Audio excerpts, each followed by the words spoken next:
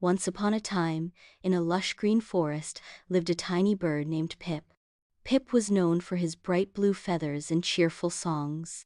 Every morning, Pip would wake up with the sun and start chirping melodies that filled the entire forest. One sunny day, while exploring, Pip stumbled upon a sparkling stream. He had never seen anything so beautiful. He decided to take a bath, splashing water all over. Suddenly, he noticed a little butterfly struggling in the water.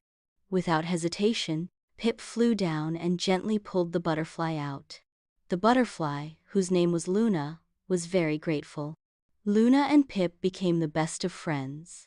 They spent their days together exploring the forest and singing songs. One day, a big storm came and the wind was howling.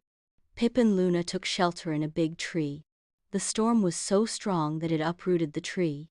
Pip and Luna were scared, but they held each other. They found a new home in a cozy hollow of another tree.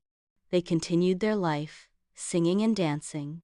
They were a symbol of friendship and courage. They learned that even the smallest of creatures can make a big difference. The forest was always filled with their joy.